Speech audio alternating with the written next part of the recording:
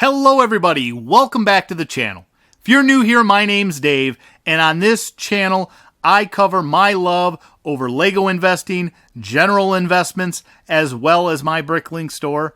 Today, I'm going to be covering a little bit about the general investment side of the channel. You can see here, I got a bunch of sports cards behind me. I've got some Pokemon and Magic cards down further, and that's going to be a little bit about what this video is about. However, it's going to have quite the twist.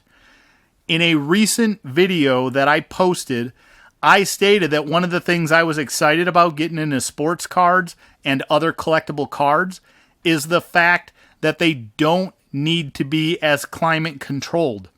Now, and I'm going to butcher this name, Attila Puskis said, in fact, cards do need to be climate controlled because cold or extreme cold can warp the cards.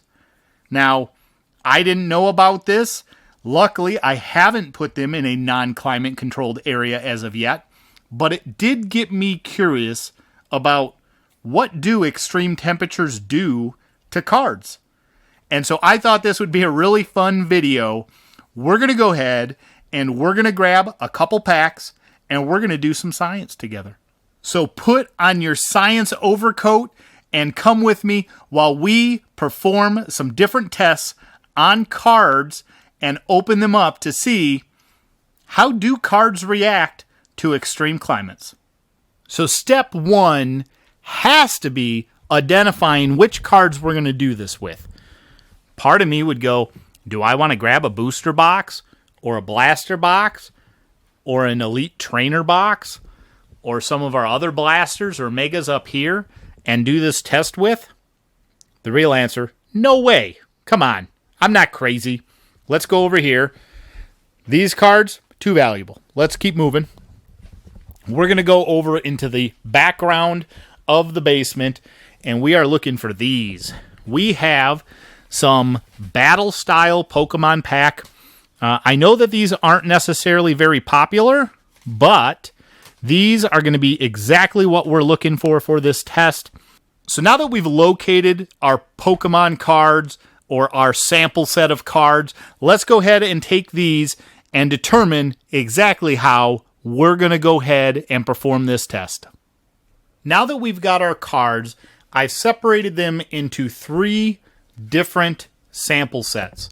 And what we're going to do is we're going to go through and do a scientific experiment. And I'm going to hypothesize that I'm not going to notice any difference in these cards after exposing them to some more extreme, but still relatively realistic temperatures. So, this sample set, we're going to go ahead and subject to cold weather. And to make sure that we don't get any of these things mixed up, you're going to see I am going to come and put a big OC on that. So these are going to be our cold sample set. These are going to end up being our hot sample set. And lastly, this is going to be our room temperature, aka climate control set. That's going to be the comparison that we end up using the other ones against. So now that I've identified the 3 different sample set groups, and I've stated my hypothesis, I'm curious as to what is your hypothesis about what kind of test results we're going to get. Before we move on in the video, I'm asking you, please pause this video, go down to the comment section, and leave me a comment as to what your hypothesis is in terms of the impact of trading cards as it's exposed to hot and cold climates. After leaving that comment, I want you to watch the rest of the video because we are going to get the results. We're going to open these packs up and we're going to compare what the different temperatures did to the cards if we have any noticeable differences. We're going to go ahead and move over to our testing areas and get these things all loaded up? Well, I've moved out to the first of our test areas, and I apologize if the audio's crazy. I can pretty much hear my own echo right now, but I do want to show you we have a little thermometer that is in the freezers that we have. I'm in the outside garage freezer at the moment, and in this particular freezer, it is -2 degrees Fahrenheit, which I think, although it's technically an extreme, I think that it is a very realistic temperature for a lot of areas, specifically mine. If I were to keep these cards in a garage, it is very possible that during the winter months, during some of our coldest periods, it could certainly get down to that temperature. You wouldn't see me outside. I wouldn't be in the garage with the cards. But these things may be. We've got our test samples here. One of our variables, our C-packs. So here we have it, folks. We've got our waffles. We've got our turkey. We've got some hamburger buns. And we have a couple packs of Pokemon cards. Matter of fact, just to add a little bit of possible moisture to them, even though they do have an outer pack, I'm going to go ahead and throw some of the waffles right on top of there. We're going to leave these in here for at least a period of 24 hours before we pull them out. So this video is not actually going to conclude until tomorrow, but we've got these items set up. Let's go ahead and leave those be. So we've come back inside the house, and we're going to go ahead and do our boring control sample, which is our room temperature test set. What I'm going to do for that is I'm just going to go ahead here in my entertainment center in the living room. I'm going to open up the side, and we're just going to put these 2 packs up on the top shelf. There you see it. We got 2 packs on the top shelf in the entertainment center. We're going to go ahead and leave those there overnight. Clearly, I'm not expecting any damage to that. Hi. Now, the last and most complicated ones, we're going to go ahead and talk a little bit about. The last sample set, the hot ones, these are going to be a little bit trickier because it's not like I have 100 and some degree weather outside just to toss these into. And so instead, what I'm going to do is I'm going to go ahead and use the oven.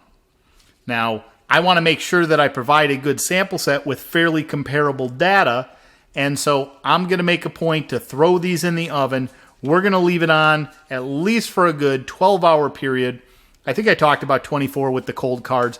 I think we're going to do 12 just so that this time tomorrow I can go ahead and pull all this stuff back up.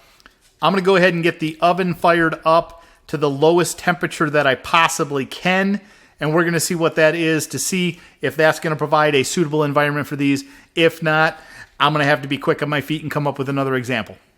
So let's see if we can make this work. So if I choose that I want to use the lower oven, we're going to go ahead and do a bake. Can I get this down to around 120 degrees?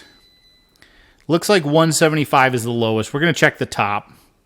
This may not work for our test because I am talking about a very low temp. Looks like 175 is the lowest, which is a little bit hotter than what I really care for. So let me go ahead and see what other options I have.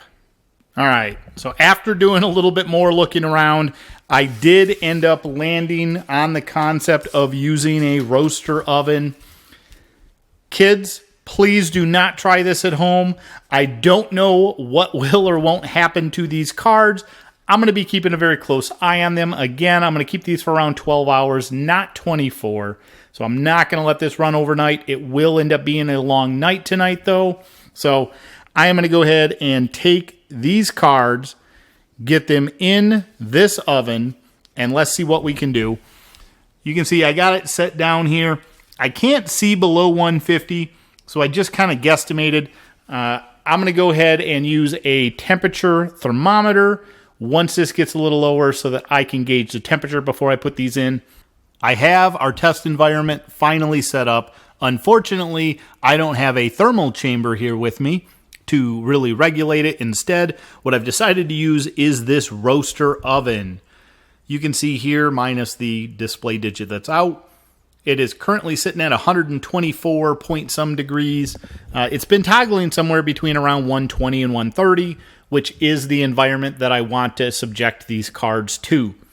a typical garage ends up, apparently, after doing a little bit of online research, being somewhere around 20 degrees hotter than what it is outside when it's exposed to a lot of heat. So, given a temperature up around 120 degrees, that means, given a temperature of around 100 degrees, that means that our garage should be reaching somewhere around 120, maybe in some extremes up to 130, depending on where you live. I did also add, and it's hard to see down there, but I did add a tiny bit of water to the bottom to try and simulate some slight humidity. I didn't drench the bottom of it. I don't want to have a ton of liquid in the air, but I do want to make sure that it's not just completely dry heat, because most of us live in areas that have some amount of precipitation in the air. So I'm going to go ahead and get our hot packs added to this and finally start the timers. The cards have been added. You can see the temperature dropped a little bit because I lifted the lid. 111 or 113 at the moment, climbing. I've got a couple bars on the LCD that are out. However, you will see here that as it breaches the 9, it goes to 114 minus the center bar. Oop, there we go. 114 degrees. So it's going to work its way back up to 120, 125, somewhere in that ballpark, which should be a really good test. Please don't try this at home. I don't know exactly what this is going to do. For all I know, these cards will actually catch fire, which is why I will be keeping a close eye on them. They're not going to be going overnight. It's going to be through the day with periodic inspection by me.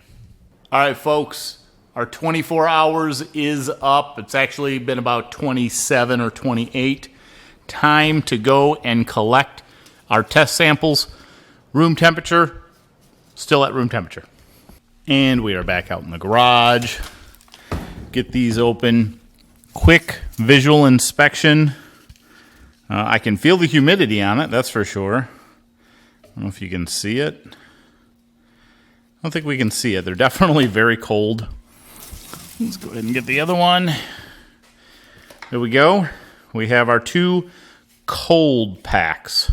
This will be interesting. Last of the test sets.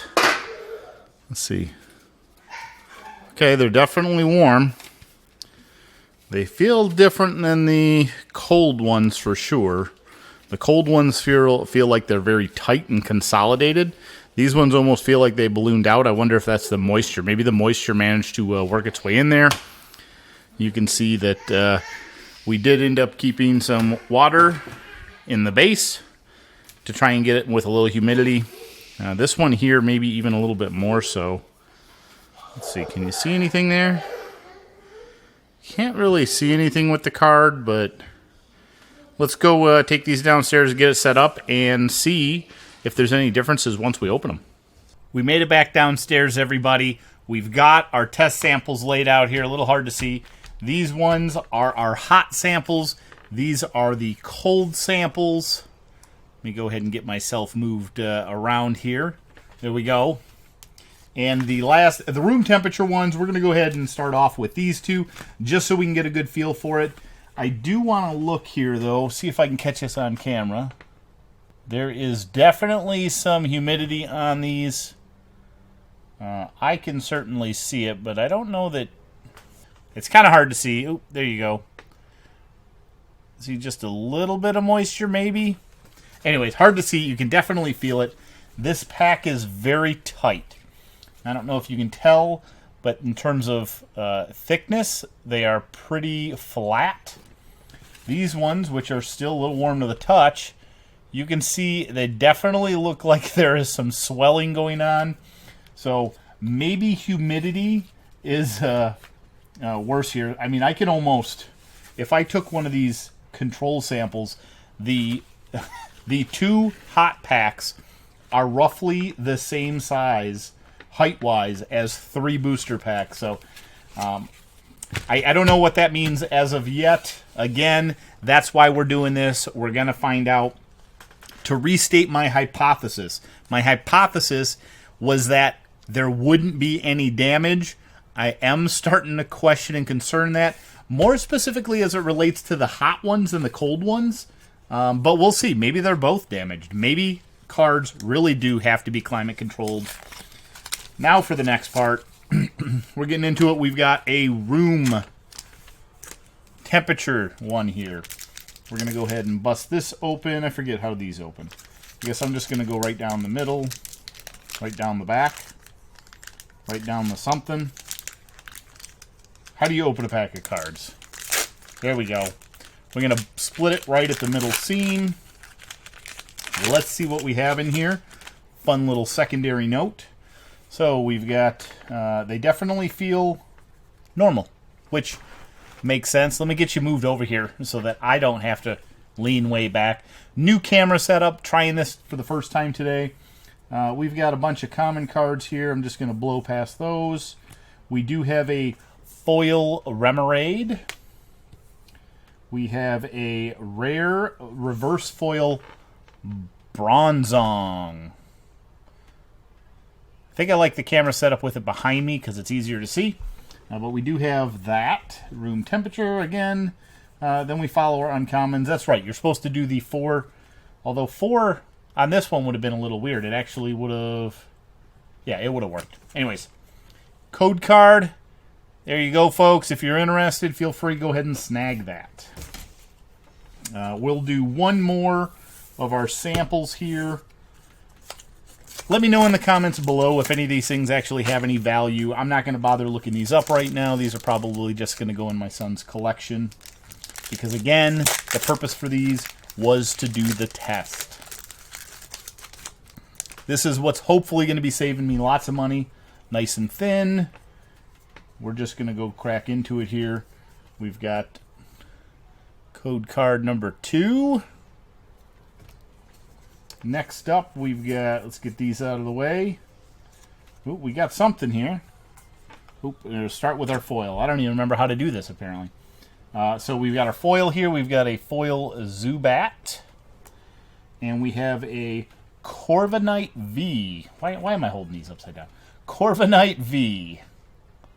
So we got one of those. And then we got a couple uncommon cards. Everything feels very much like a standard card. Feel very comfortable with how they slide, how they move. Let's go ahead and get into the cold ones first, because I think these are the most likely to agree with my hypothesis. So we're going to start here. Ooh, the inside pack's definitely pretty cold. I do see some scuffing on the surface, but I think that's just because of the how it moves around inside of these sleeves or whatever you call them. Let's get this open. See what we got here. Can I get this open? Okay. And yeah, the cards feel pretty normal. Let me go ahead and go back to these. I would say that obviously they're still cold. Temperature-wise, they're a little bit different, but outside of that, they feel totally normal. I don't see any damage to them in terms of moisture buildup or anything. Just out of this quick sanity check here, we've got Electivire is our rare. What was our foil? We've got Scroll of the Storm is our foil. And then we got a few different uncommons if you care. There they are. And we have another code card. Next of the cold packs. We're breaking into these. We are just eating through some profit here. I think these things were, what is it, $4 or $5 a piece? Something along those lines. So we've got a pretty decent test sample here. Oh, there we go. We actually got some fire in here, I think. I think you can see it. But again, luckily, I'm going to say I think we lucked out, and these particular cards feel the same. No damage in the cold. Let's see what we got here. We have our foil card is an Urn of Vitality. And for our rare, we have a gold single strike energy. So pretty fancy card. Again, let me know if you know what it's worth. We have 3 uncommons and moving along. I'm going to go ahead and save the others for another video. We're going to go ahead and do a quick stack test at this point. So we've got the cold cards. We've got the room temp cards. And if we put those together, these stacks are exactly the same size. You can see that if I take one of the code cards, I can slide it across both without running into them. So they are definitely the same size. Everything looks good. Moving over into our last sample set. Again, I don't know how to share the thickness of these with you. They feel a lot thicker, though. Take the pack. Oh, that's interesting. So the pack actually doesn't necessarily feel any thicker.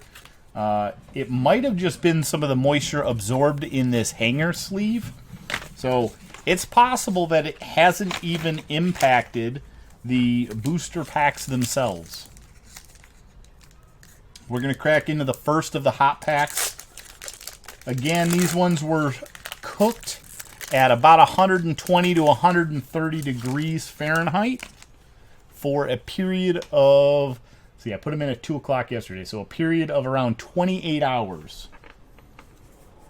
And that was based off a little bit of research that I did that said if you leave them in a garage or if you leave something in a garage, the general temperature of a garage will get somewhere around 10 or 20 degrees hotter than what the outside temperature is. I'm assuming that's based on how much sun is out there as well. So I went with 120 to 130 to simulate that. We have a Licky Licky. We have a reverse hollow Tapu Bali for our rare. And an energy card. And we've got some uncommons here. But overall, these things are sliding around great. I can tell no difference. The hot ones don't feel hot. The cold ones do feel cold. The hot ones are, I guess they are warmer, I guess, than the room temperature ones still. But it's not hot to the touch or anything. The cold ones definitely have a chill to them. Last pack, and then we're going to go ahead and wrap up with our conclusion. Once again, the outer sleeve, very, very thick. The pack does not feel thick at all, so thank goodness there. Oh my goodness, I forgot how to open these. There we go. We got it.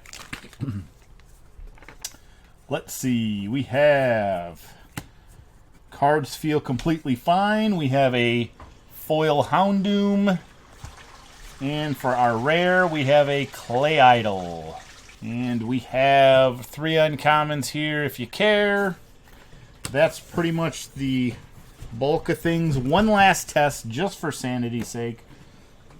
Let's see. Are the cards... Yeah, I feel like the cards, even drastically compared with the cold, or when comparing them to the cold, which I would assume would have the greatest chance to be different, the card heights are identical. They are 1 for 1 on the top. Again, if I put the other card on top of here, we can slide it back and forth between the 2 stacks. I think we're in good shape.